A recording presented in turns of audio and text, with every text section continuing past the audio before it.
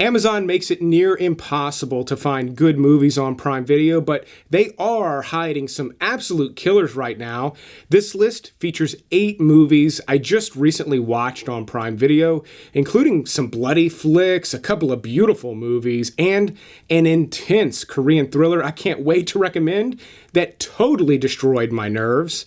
Thanks to Beam for sponsoring this video. But The Assassin is a stunningly beautiful movie. I mean, one of the most beautiful movies I've seen in ages. This is a Chinese historical drama from 2015, so it's already got some years on it, but again, breathtaking cinematography. Now, it is about a female assassin, but this does not feel like your typical assassin movie. It's got very little action in it, and this assassin character says very few words throughout the entire movie, and she's almost like this superhuman ninja. Nobody can really hear her coming. I mean, if you're a fan of movies like Crouching Tiger, Hidden Dragon, and you've never heard of The Assassin, you need to see this flick, but I will warn you now, you've got to be incredibly patient for this movie. It is a slow-paced movie, almost to the point of frustration.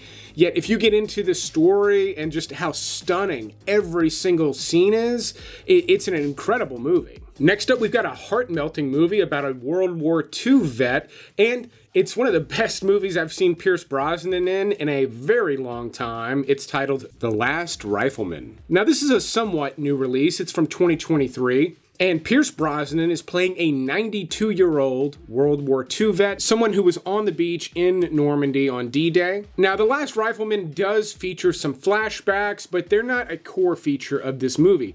What you mostly get is a road movie. He's actually traveling back to Normandy. He's kind of on a mission, and it's very dangerous. I mean, he can barely move. He's got this elaborate medication plan he needs to be taking. He's easily confused, and he's also out in the world in 2023 and doesn't fully understand how mass transit and all of that works. But like I said, it's a road movie where he's interacting with different people along the way, and it's a really beautiful story. This one too is fairly slow paced, but if you like things like this, or even if you just like World War II movies, this one has something different to say than war movies typically do. How in the name of God do you think you're going to get to Normandy? So you can't even find the bathroom in your room. Oh, that's very funny. Now, my next pick is a slasher movie. It's bloody, it's brutal, but it's also a remake of a classic. Before that, I do want to recommend today's sponsor, Dream by Beam, which has been helping me get some great sleep for a while now. It's a luxurious drink mixture loaded with the best sleep-promoting ingredients. It's a powder that you mix with just a bit of warm milk or water about 30 minutes to an hour before bedtime. I tend to enjoy mine about halfway through my last movie of the day. That's because Beam has been shown to help you fall asleep faster, stay asleep, and maybe most important of all, wake up feeling refreshed. I mean, what's the point of a sleep aid that's going to make you feel groggy when you wake up? I enjoy Dream, even though I'm not someone who typically has trouble getting to sleep. However, I have noticed as I've gotten older, as different things wake me up in the middle of the night, whether it be a child or my bladder, I do have trouble getting back to sleep. On nights when I've taken Dream before bed, I slip right back to sleep comfortably and again, wake up fresh. Dream is also available in different flavors. I have tried a bunch of them. I'm still partial to the original, which has like a cocoa cinnamon flavor. Again, luxurious is the best way to describe this. Dream is also gluten-free, dairy-free with no GMOs, no added sugars, and no artificial flavors, making it easy to add to your routine. So start getting the sleep you deserve and save up to 35% off while you're at it. You can follow one of my links here or just go to shopbeam.com/flick and use my code FLICK at checkout. Again, that's up to 35% off a product that is going to help you get better sleep. I highly recommend it. But speaking of things I highly recommend, let's get back to my top picks on this list. The Town That Dreaded Sundown is a 1976 classic slasher flick, and it got an incredible reboot in 2014 that, again, I never heard of, and I was blown away by this movie. Now, on its face, it is just another slasher flick. It doesn't do anything too inventive, but it's got stunning cinematography for a low-budget slasher flick like this. I mean, it's a beautiful movie, but it also pays homage to the original. In fact, fact, it takes place in Texarkana in the same town, and people are actually watching the original movie multiple times throughout this movie. So as much as I hate this phrase, it's like a love letter to the original in like every sense of the word. If you were a fan of the original, you've got to see this one. I think you'll geek out over it. But even if you've never seen the original and you just like classic slasher flicks like Halloween, this is a total gem from 2014 that I think went criminally overlooked. Now, next up, I gotta warn you, it is a bloody, brutal mess of a movie. And then after that, I've got one from South Korea. The guy from Squid Game, it plays a total badass in it. Before that, though, we're going to talk about No One Lives, a movie I have seen on every streaming service, free ones, paid ones. I've passed it up countless times. I watched it just last week, and oh my God, is this a wild movie. I don't want to give anything away, but this one too has slasher vibes, but a very different setup and story than anything I've seen. It is bloody, it's brutal. It is a B movie. You've got some half-ass performances in here, but I had a ton of fun with this one. Now, I'll say, if you've got a weak stomach at all, just do not watch this movie.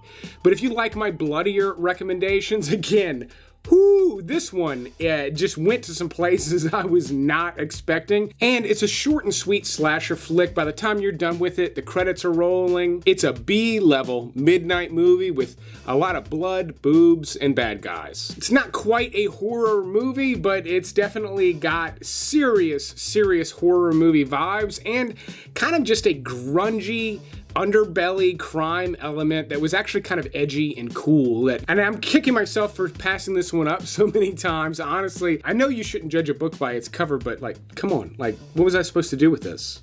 Next up, we've got an incredible crime action movie from South Korea. Stars the same guy from Squid Game as a wild man in Deliver Us from Evil. Lee Chung-jae, the lead character from Squid Game, plays a maniac in this movie. His nickname is actually The Butcher, and he killed it. When I saw the trailer, I was like, I'm not sure if I'm gonna buy him as this like badass killer. I loved his character in this movie. But you've got like this elite government assassin trying to recover a kidnapped little girl. So the movie does have some disturbing elements like child trafficking, specifically for the purpose of organ harvesting, is one of the themes in this movie. But the main character here, like I said, he's a government assassin and he goes hard after these guys, but the movie stays relatively grounded. Now, there's something that happens late in the movie that's a bit too far-fetched for the tone of the rest of the movie, but I enjoyed everything else so much. I really didn't mind. It was actually kind of cool. If you like movies like this and you don't mind reading the subtitles, this is just a killer flick from 2020 that I completely missed. I've got another one from South Korea coming up that does actually have a pretty good English dub. It's incredible. We'll get to that in just a minute. Before that, I want to talk about CutThroat Island, a movie I've talked about before sparingly. It's not necessarily a good movie, but they just recently added it, and it's a pirate movie loaded with practical stunts. In fact, Gina Davis almost died filming this movie. I shouldn't have chuckled there, but the stunt work is insane, and this movie famously went way over budget, flopped at the box office, just did not hit the right notes. It's PG-13, yet it's this big action showpiece. It's essentially a failed movie, but if you like action-adventure, Indiana Jones type stuff, and you can overlook some of the flaws, and if you enjoy looking out for real practical stunt work, CutThroat Island is a wild, fun watch. But low-budget, psychological thrillers are totally my jam. I love finding really good ones. And here at the number 3 spot, we've got Double Blind, another movie I had never heard of before. This released in 2023, it's from a first-time director and features almost no one I recognize, with maybe one exception. And it's about a bunch of young people that sign up for a clinical drug trial. This one does require some light spoilers in order to set it up, because it's got such an interesting hook once you hit about the 20-minute mark.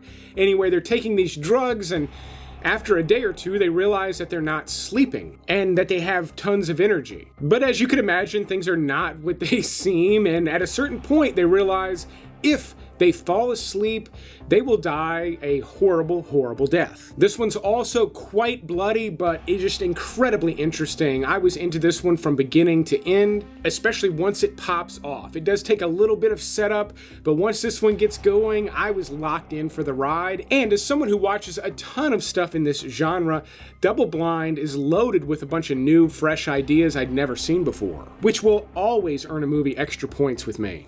Stay awake, whatever you do. Don't go to sleep. Don't even close your eyes. If you fall asleep, you'll die. But my number 2 pick is another one from China. This one too, with a good English dubbed version, but this is a war movie. It's actually based on a true story that predates World War II by just a little bit. The movie actually revolves around Chinese soldiers defending a Shanghai warehouse, kind of as a last stand or an Alamo type situation. It's 1937, the Battle of Shanghai, and they're desperately trying to keep the Japanese from taking over the city. And the 800 has some pretty serious Saving Private Ryan vibes, or at least the battle sequences do. I mean, they're just filmed really well. This is actually the highest grossing movie in China in 2020, but you gotta wonder, like, how many people were going to the theaters in China in 2020? Still though, top-notch battle sequences, and then the drama in between all of that is good, but it does have much more of a feel of like a Netflix original movie, almost like 2 different people directed this movie. And even though it's a Chinese film about Chinese soldiers, it's not all hero worshipy. There's actually a bunch of characters in the movie who are farmers and, you know, they've been conscripted, they're not soldiers, and they're kind of trying to escape at the same time. So it's a layered movie with a lot of characters. There's also a busy city center right on the other side of this warehouse they're defending. So the movie's 2.5 hours. It's loaded with all sorts of stuff, again, including some top-notch battle sequences. If you're into war movies at all, you've got no business skipping up this movie. Again, great with the subtitles or with the dubbing. Just fantastic stuff. And then my number 1 pick is an incredible thriller, again, from South Korea. Top-notch Korean cast. Decent English dub if you don't do the subtitles. And believe it or not, this movie is essentially like a very, and I mean very, serious version of the classic comedy Airplane. I'm gonna do an attack. I'm gonna attack a plane. So, in emergency declaration, a virus is released on top of a commercial flight from Korea to the US. And I gotta say, the villain in this movie who unleashes this virus is a, like, twisted villain. He's like beyond a Bond villain. It's like a Batman villain almost. And that element was awesome. So you get this high drama stuff up in an airplane, but there's also like murder mystery things happening on the ground, a lot of communication in between both. There's a lot going on in this movie, and I think it was just beautifully paced and directed. It was exciting.